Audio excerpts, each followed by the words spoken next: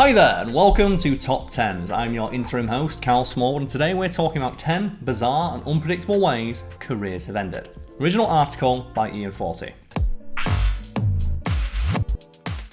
It's not very easy to get through life without a job, unless you've looked into independent wealth because of family money or you tripped over a giant gold nugget at some point. You'll need to work otherwise. The lucky amongst us may get jobs that we enjoy, that allow us to pay the bills and feel good about what we do.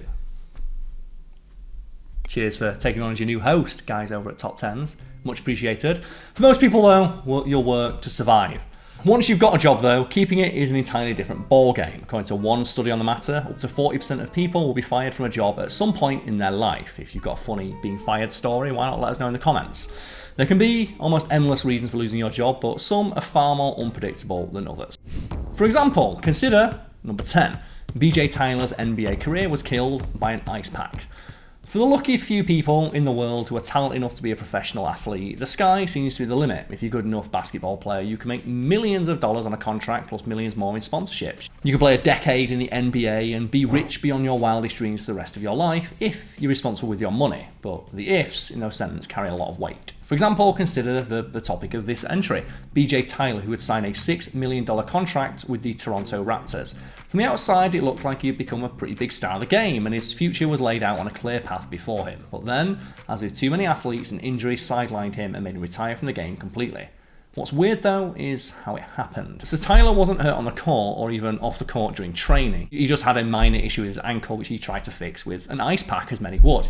But then he fell asleep with the ice pack on, and it caused nerve damage and ruining his ability to play basketball, and he could no longer move with any speed. His career, after that moment, was over. I believe there's like a similar story with that. There was a musician who fell asleep like with their arm over the back of a chair, like after a drug binge, and the arm circulation got cut off and they lost the arm.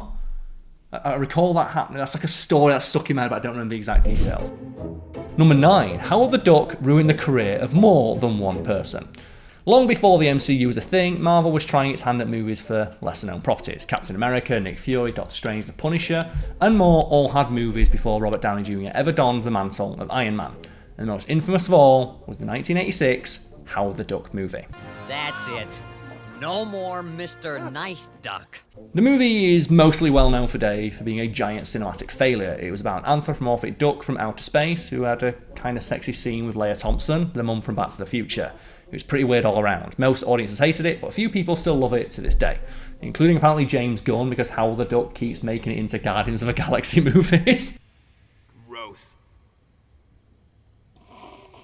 It was such a big bomb that the studio that released it never recovered, and in fact it's one of the few movies that you can point to which has been blamed for ruining the careers of at least 3 different people. First of all, you have Leia Thompson, who mentioned that she felt the movie was such a big bomb that it mostly tanked her career. The director of the movie, William Hyuk, has never made another movie since, and Frank Price, the president of Universal Pictures, resigned within a month, with speculation being that the poor box office performance of Howard the Duck was the primary cause. Number 8. Director John McTiernan wiretapped his co-workers. The movie Die Hard has stood the test of time as one of the great action movies of the 90s. People still love it to this day, and if you're online around Christmas, every single year people will debate whether it qualifies as a Christmas movie or not. I don't know how is it not a Christmas movie? It takes place on Christmas as a wholesome story about a guy machine gunning some terrorists and getting back together with his wife. Yeah, I know they break up in the later movies, but if you ignore them, it's a pretty wholesome story. Anyway, director John McTiernan seemed like he would have been poised to continue the upward trajectory of his career, which began taking off with Predator and continued on with other hits like The Hunt for Red October and Die Hard with a Vengeance. Unfortunately, Tiernan decided to derail his own career and decided that he should illegally wiretap some of his co-producers. After the 2002 dud Rollerball, McTiernan ended up going to jail thanks to a scandal, which included him lying to the FBI about it. Pro tip: don't do that. The act ruined his Hollywood career, and you can imagine few in the business would ever trust him again after that. Number 7. A model from a plastic surgery meme says it ruined her life. Meme culture has been big on the internet for years, but do you ever stop to think about the people behind those memes? Sometimes a website will track down the start of a meme and make a cute story out of it. Sometimes it's not so cute. That's what happened to Heidi Ye, a model featured in a plastic surgery meme. Ye originally signed on to make an ad for a Taiwanese plastic surgery clinic. The ad featured her, a man, and 3 kids. The idea behind the ad was that the mother and father looked a little different from the children because of plastic surgery. And the text of the ad read, when translated, "The only thing you'll ever have to worry about is how to explain it to the kids." The ad was not supposed to extend beyond the local area being served by the clinic. However, once it got online, someone turned it into a meme and it spread around the world. It started travelling with a story that was in fact real, and that Ye was getting a divorce because her husband saw their ugly kids and decided she had defrauded him by not disclosing she'd had plastic surgery. She hadn't, for anyone curious. Like, it's not a real story, it was an advert. But because everyone believed the story was real, because internet and meme, she lost modelling jobs and companies thought that she'd not only lied about not having plastic surgery, but was also a horrible person to boot who'd lied to her husband. So she was blackballed.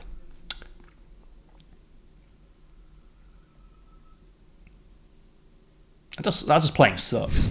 Number 6, Colonel Sanders. Yes, that Colonel Sanders ended his law career by fighting in court. Despite dying in 1980, most people around the world still know the face of Colonel Sanders, thanks to his restaurant, Kentucky Fried Chicken. During his lifetime, the Colonel was what polite people would describe as a colourful character. For example, he once shot a man for painting over one of his advertisements. For a time, Colonel Sanders worked as a lawyer. It's hard to say if he was any good, but there is word that he once got into a fight in a courtroom with his own client.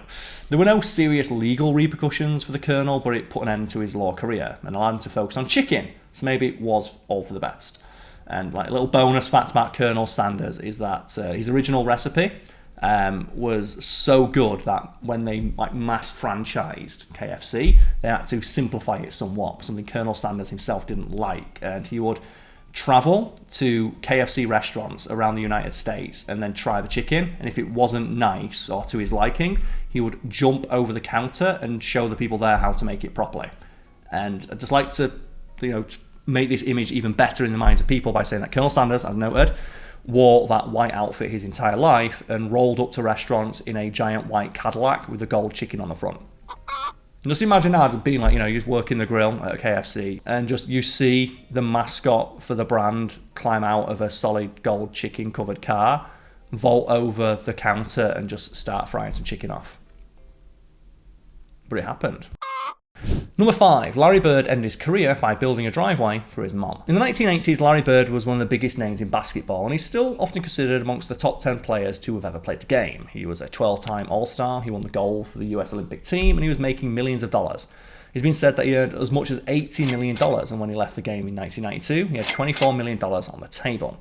It's not that his career had come to a natural end though. Instead, Bird injured himself and had to retire from the game. His back injury is one of the worst in basketball history because he was in his prime when it happened. Arguably the biggest tragedy though is how this injury actually happened, and according to Bird, it happened when he opted to build his mother a driveway at her house back in 1985. He was shoveling gravel outside and threw his back out, and it was never the same after that. Constantly locking up, and even surgery couldn't fix it, and it was so bad he eventually retired from the game when he arguably should have had many years left to play. Number 4, JeanClaude Van Damme turned down a 3-movie, $12 million deal. The 1980s and 1990s were a golden age for action movies. Stars like Arnold Schwarzenegger, Sylvester Stallone, Bruce Willis and JeanClaude Van Damme were huge. But nothing lasts forever, and action stars often age out of their roles as time goes on. That's not to say Schwarzenegger and Stallone are still not making action movies today, it's just they're not as intense as they used to be. Real difficult to do action scenes like 70 years old. Jean-Claude Van Damme, on the other hand, could have probably had a much bigger career than he did. However, Van Damme was a man who bought into his own hype more than other people did. There have been rumours for years that he was very good at sabotaging his own career and thought he was bigger than he was. The man has confirmed as much himself in later interviews. For example, after the commercial success of the movie Time Cop in 1994, he was offered a 3-picture, $12 million deal. Instead of taking it, however, he demanded more money. He wanted $20 million, in his own words, like Jim Carrey. The studio hung up on him and he was blacklisted. Number 3, Alan Carr produced the 1989 Oscars and then never worked in Hollywood ever again. Every year, the Academy Award puts on the annual Oscar broadcast, and more often than not, the next day people complain about what they didn't like about it. But the Oscars are going to be hard-pressed to ever outdo the 1989 opening that was so bad it ended the career of producer Alan Carr. For those of you who've never seen it, the opening segment featured an unknown actress portraying Snow White, doing a musical number with Rob Lowe, who is not a singer. But you said goodbye to Grumpy and the show had no host, just these random performances that made little to no sense, were bloated with random stars, and were awkward and cringe-inducing to say the least. But the worst part is, nobody bothered to ask Disney for permission to use Snow White, so Disney, being Disney, sued for copyright infringement. The broadcast is still to this day considered the worst in the show's history and ensured that subsequent shows have never gone on without a host. Number 2. Justine Sacco was fired over a tweet. Remember Justine Sacco? She was one of the first people to fall victim to what was later labelled cancel culture, which is to say Sacco said something online that exploded and ruined her life offline as well. So the story is as follows. In 2013, Sacco was flying to South Africa. Just before she boarded the plane, she tweeted, and I quote, "Going to Africa, hope I don't get AIDS. Just kidding, I'm white." She did not know the storm that had created during her time in the air. It went viral and was seen by thousands, and soon after she was fired from her job as a communications director. And this story is amazing for the sheer speed at which it happened. And it's noted that by the time Sacco had touched down, she'd already lost her job. Like, she sent the tweet before she took off, landed, no job. For a time, Sacco was the internet's main character, and the tweet effectively ruined her career.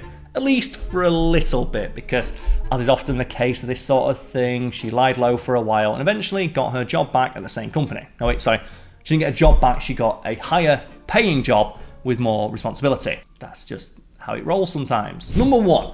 Composer Robert Schumann ruined his potential as a pianist with a homemade invention. So if you really want to make a living as a concert pianist, you have to keep your hands safe. And Robert Schumann really wanted to be all that he could be when he's tickled those ivories. He invented a device that would help strengthen his hands and allow him to play the piano even better.